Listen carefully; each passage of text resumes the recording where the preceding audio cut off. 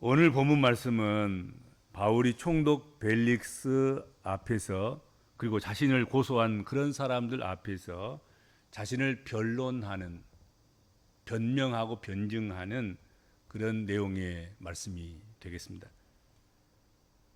우리는 인생 살면서 자신에 대해서 변론해야 할 때가 있습니다. 진리에 대해서도 변론해야 될 때도 있을 것이고, 어떤 사실에 대해서 그것을 변론하고 변증해야 될 필요가 있을 때가 있겠습니다. 그럴 때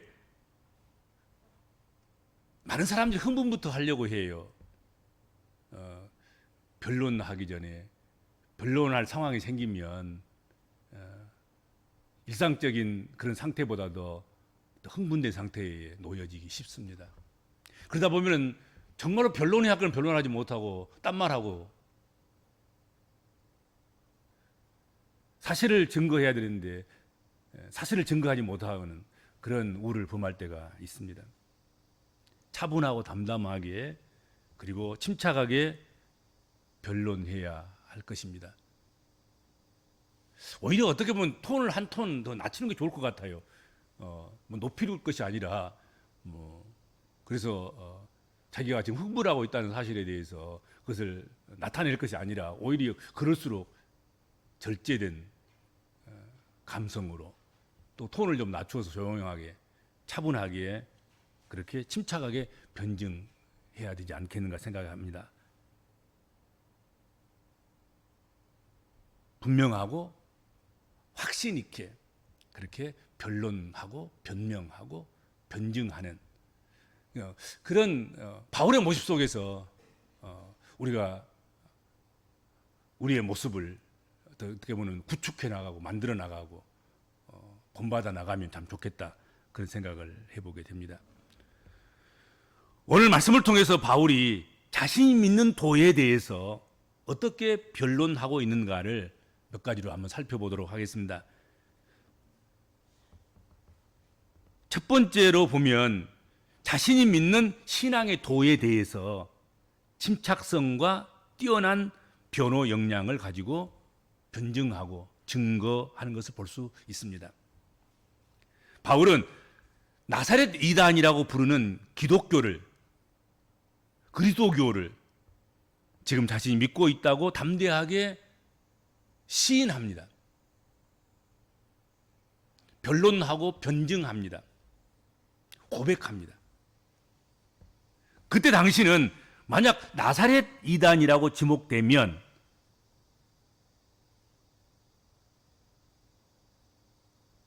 많은 사회적 불이익을 감수할 수밖에 없는 그런 초기교회 시대였다 하는 것을 기억하셔야 됩니다. 쉽지 않아요. 이 말 한마디 해가지고는 자기에게 떨어질 이득보다는 불이익이 더 많은 거지요. 그래서 오늘 성경에도 그런 말씀을 하고 있지 않습니까? 나사렛 이단이라고, 이단. 그때 당시 그리스도교는 나사렛 예수는 유대교에 비하면 이단에 불과한 것이죠. 아주 작은, 이제 시작하는 원시 기독교, 원시 교회에 속하여 있는 그런 상태에 놓여 있습니다. 그럼에도 불구하고 바울은 담대하게 그 나사렛 이단이라는 그 기독교에, 그 교회에 내가 속한 사람이라 그리고 밝히고 있다는 거지요. 아주 담대하게, 아주 침착하게, 그리고 분명하게 고백하고 있습니다. 신앙생활은 아주 담대하게 해야 합니다. 담대하지 않으면 유혹이 많고 타협이 들어오고 또 담대하지 않으면 괴로움이 많습니다. 또 넘어지기 쉽습니다.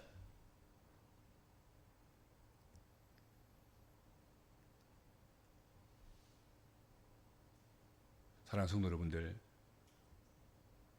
우리 복음적인 그리스도인들은 어디서나 누구에게서나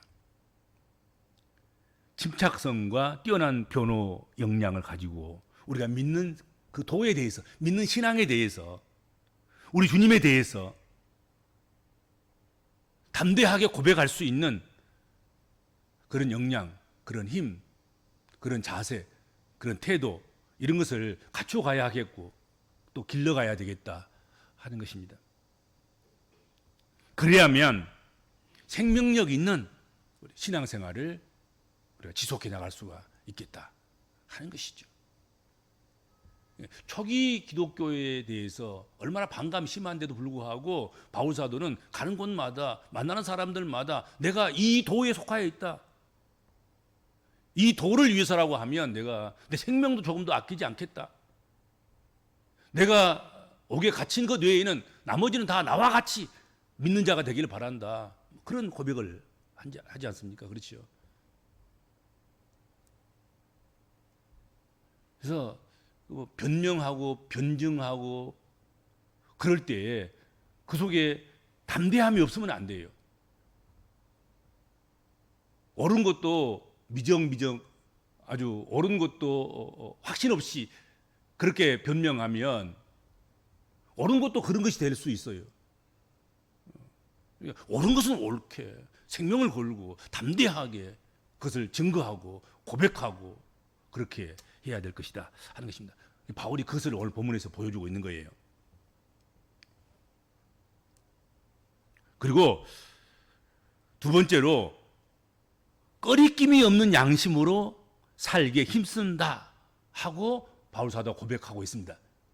복음에 대해서뿐만 아니라 삶 자체를 꺼리낌 없는 그런 양심으로 살기 힘쓴다, 그렇게 바울 사도는 고백했습니다.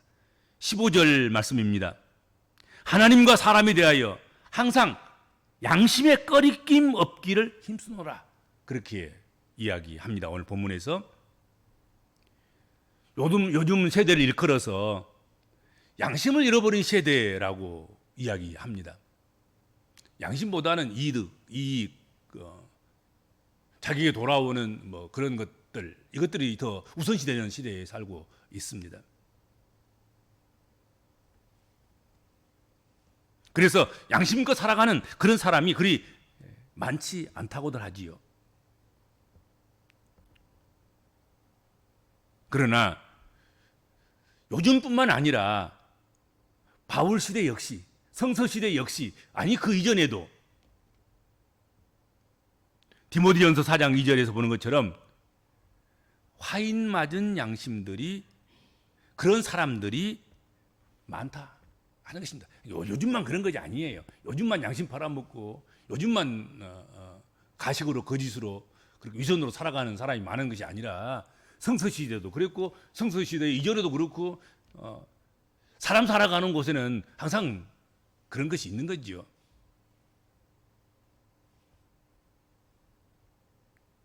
그러나 그런 세상 속에서도 우리 복음적인 그리스도인들은 선한 양심을 가지고 살아가야 한다 하는 것이죠.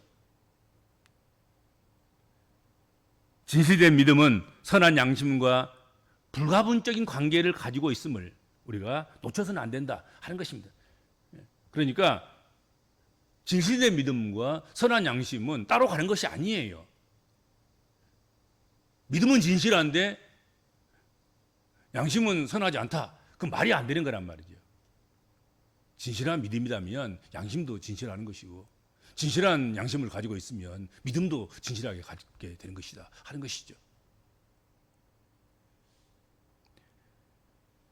바람직한 신앙은 인간의 생활 속에서 선한 행동으로 표출된다 하는 것이고요. 이것은 바로 신앙 양심에서 결국은 그것이 우러나기 때문이다 하는 것이죠. 바울 사도는 자신이 지금 법정에 선 것, 그것은 오직 예수 그리스도의 부활을 전한 것 때문이다 하는 것이죠. 내가 지금 법정에 선 것은 다른 것 때문이 아니다. 양심에 꺼리끼는 죄를 인해서 내가 법정에 선 것이 아니다는 것이죠.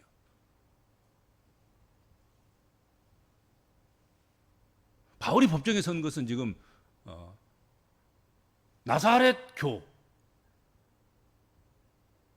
지금 유대교에서 또 유대인들이 말하는 나사렛 이단에 관한 그 도 중에서도 가장 중요한 핵심적인 것, 예수 그리스도의 부활을 얘기한 것 때문에, 부활을 주장했다는 것 때문에, 그것 때문에 내가 지금 이 고난을 당하는 것이고, 이 고소를 당하고 고발을 당해서 지금 법정에 서 있는 것이고, 그렇다는 것이죠.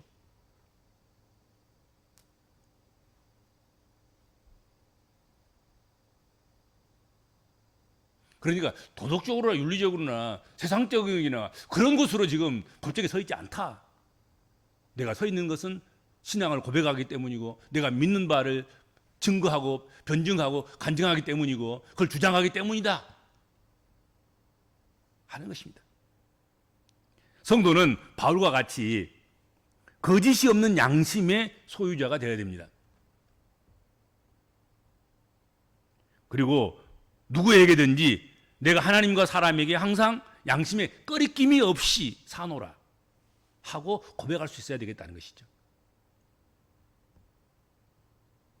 예수를 핍박하는 곳에서 예수 때문에는 우리가 법정에 설 수도 있고, 또 조롱과 핍박과 환난을 당할 수도 있지만, 양심으로 꺼리낌이 있어서 우리가 법정에 서거나 그것 때문에 우리가 고난을 당한다거나 그러지 않아야 된다는 것 아니겠습니까? 그렇죠. 바울 사도는 그렇다는 거예요. 내가 지금 이 고난을 당하는 것은 양심의 꺼리낌 때문이 아니다는 거죠. 하나님과 사람들 앞에서 나는 양심에 떳떳하다.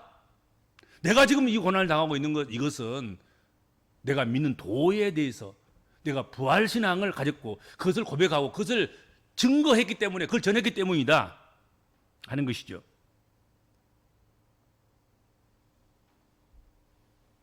그래서 우리가 예수 믿는 사람으로서 신앙 때문에 핍박을 받을 지언정 양심의 꺼리낌이 되어서 양심에 위배되는 그런 삶을 살아서 우리가 핍박을 당한다거나 조롱을 당한다거나 그런 일이 없어야 되겠다 하는 것이죠. 그렇죠. 그리고 세 번째로 보면, 바울이 예루살렘에 왔던 그것은 예루살렘에 있는 동족이 흉년으로 인해서 어려움을 당한 그런 연고로 구제금을 가지고 도우러 온 것이지, 예루살렘을 소란하게 하려고 온 것이 아니었음을 오늘 성경에서 말씀하고 있고 밝혀주고 있다 하는 것이죠. 내가 온 목적은 예루살렘을 도우러 온 것이지, 예루살렘에 구제금을 가지고 와서 구제금을 풀려고 온 것이지, 내가 예루살렘에 와서 예루살렘을 소동하고 요란스럽게 하고 그렇게 하려고 온 것이 아니다 하는 것입니다. 16절 17절입니다. 오늘 본문에 이렇게 되어 있습니다. 여러 해 만에 내가 내 민족을 구제할 것과 재물을 가지고 와서 드리는 중에 내가 결례를 행하였고 모임도 없고 소동도 없이 성전에 있는 것을 그들이 보았나이다. 내가 내 민족을 구제할 것과 재물을 가지고 왔고 그것을 드렸고 결례를 요구해서 결례를 행했고, 그리고 다른 모임은 없었고 소동도 없었고, 그렇다 이거죠. 그렇죠.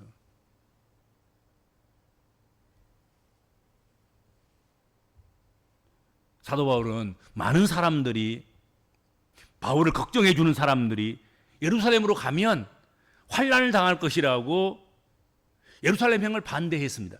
만류했습니다. 그럼에도 불구하고 동족이 흉년을 겪는 그 어려움 속에서 내라도 구제헌금을 가지고 와서 구제헌금을 가서 풀어줘야 되겠다. 그리고 생명을 걸고 예루살렘을 올라온 거란 말이죠. 또 하나는 노마에 가서 내가 복음을 전해야 되기 때문에 그 일환이기도 하지만, 그렇죠? 그런데 이렇게 믿음으로 행하고 사랑으로 행한 그것이 도리어 오해를 사게 만드는 거예요. 민족을 사랑하고 동족을 사랑해서 염려와 걱정돼서 구제금을 가지고 와서 구제금을 풀고 나눠주고 또 예루살렘에 들려서 복음을 전하고 그 내친 김에 로마까지 가서 그곳에 가서 복음을 전하려고 하는 이 모든 것들이 민족 사랑 또 인류 사랑, 민족 구원, 인류 구원 그것을 위한 것인데 오히려 그 사랑이 오해를 받은 거란 말이죠.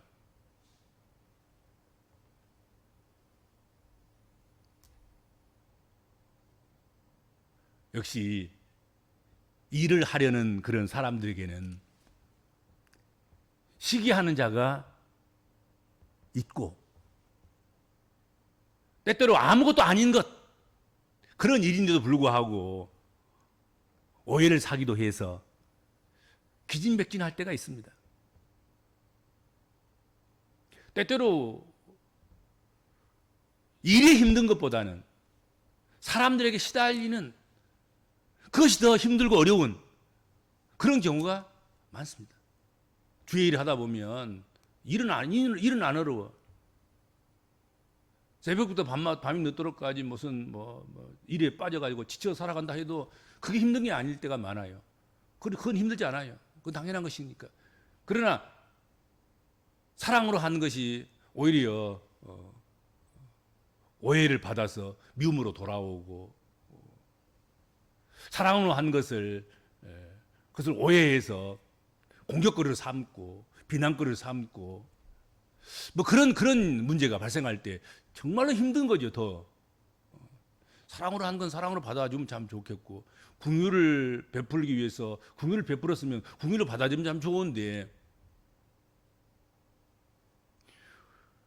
바울은 그토록 사랑함으로 민족을 사랑하는 마음으로 예루살렘 신앙 공동체를 사랑하는 마음으로 그런 마음으로 구제임금을 가지고 와서 예루살렘에 그것을 이렇게 나눠주려고 했었는데 오히려 바울을 예루살렘에 와서 소동하게 만드는 사람, 예루살렘에 와서 율법을 거스리고 그리고 성전을 더럽힌 사람 이렇게 비난을 하고 그리고 오해한 것이죠.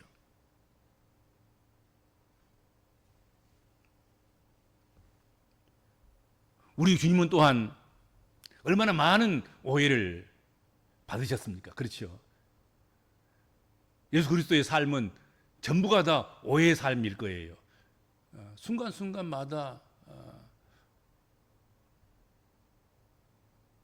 죄인을 가까이 하면 죄인의 친구다 그러고 죄인을 멀리하면 니도 당신도 죄인을 멀리하냐 그러기도 하고 함께하면 함께 한다 그러고 함께 안 하면 함께 안 한다 그러고 그런 시각으로 바라보면 다 그렇게 보일 수밖에 없는 것 아니겠습니까? 그렇죠?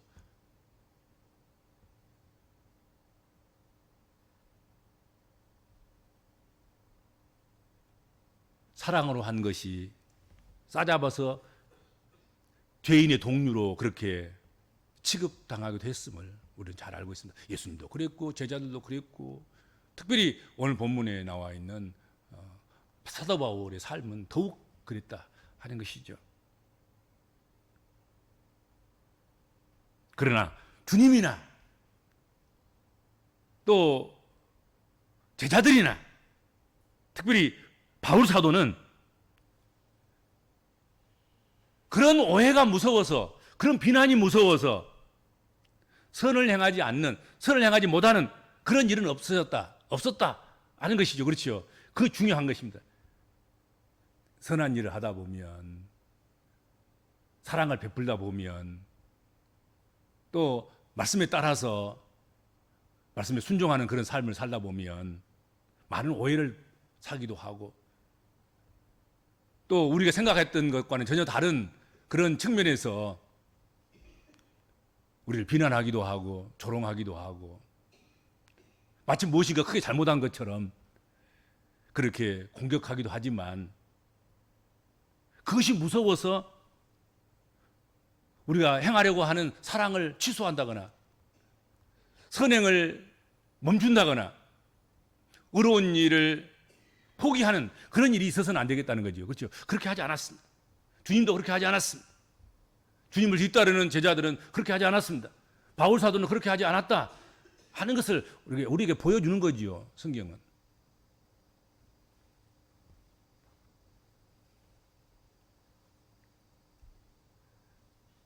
바울 사도를 그렇게 오해하는 일들이 있었지만 이런 바울의 변론과 변명과 변증을 통해서 오늘 본문에 보면 벨릭스가 재판을 연기하는 그런 선처를 베풀어 주죠.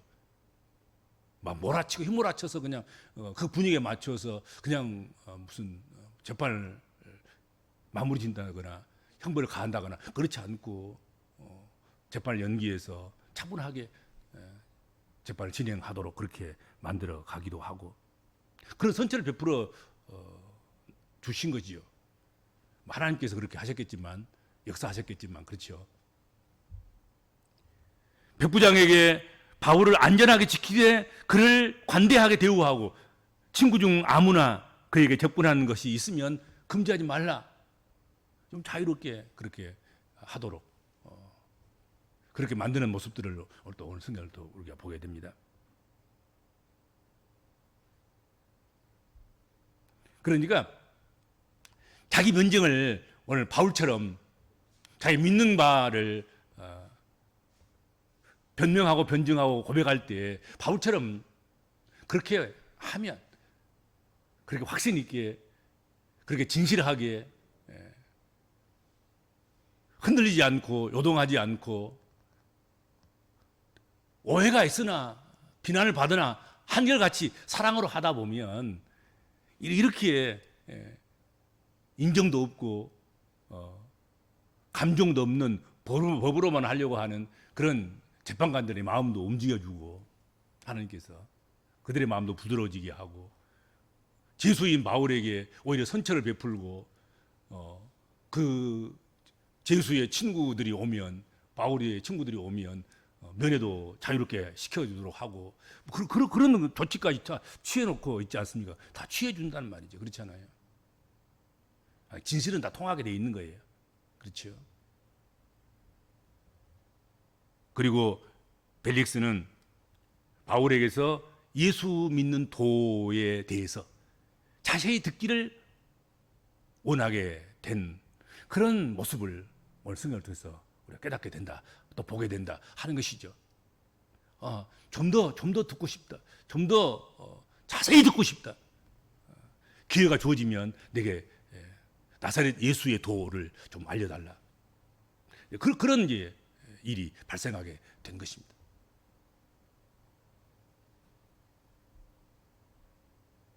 바울의 그런 변론의 지혜를 우리들에게 주시옵소서. 오늘 이 밤에 참 기도했으면 좋겠습니다.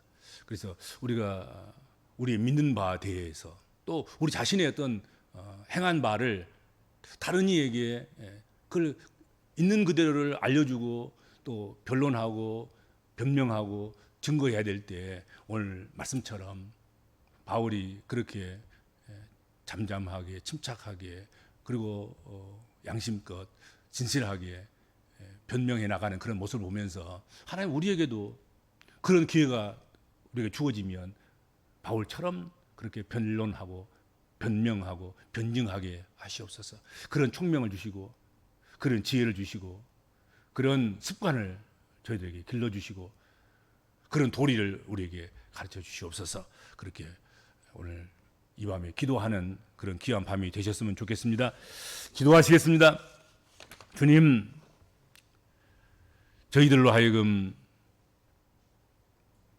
그리스도 예수를 믿는 믿음의 백성들이 되게 해주셨고 땅끝까지 이르러서 너희가 믿는 바를 증언하고 변명하고 변증하고 또 고백하고 나타내라 사명 주셨습니다. 하나님, 저희가 이 사명 감당할 때 주님 바울처럼 그렇게 사명을 잘 감당할 수 있는 저희들 될 수 있도록 은총을 베풀어 주옵소서. 우리를 담대하게 하여 주시고 우리를 진실하게 하여 주시고 우리를 꾸준하게 오해를 만날지라도 또 우리가 비난을 당할지라도 끝까지 인내하면서 우리가 번쟁해 나가야 될 것들을 놓치지 않고 잘 번쟁해 나갈 수 있는 그런 저희들 될 수 있도록 지혜를 주시고 총명을 허락하여 주시옵시길 비옵고 원하옵나이다. 이 밤에 주신 하나님 말씀을 우리 마음판에 새기고 주님 우리의 삶을 살아가면서 우리가 나타내야 되고 또 증거해야 되고 증언해야 되고 변증해야 될 것들을 잘 그렇게 나타내고 증언하고 변증해가는 그런 주의 백성들 되도록 인도하여 주옵소서. 예수님의 이름으로 간절히 기도하옵나이다. 아멘.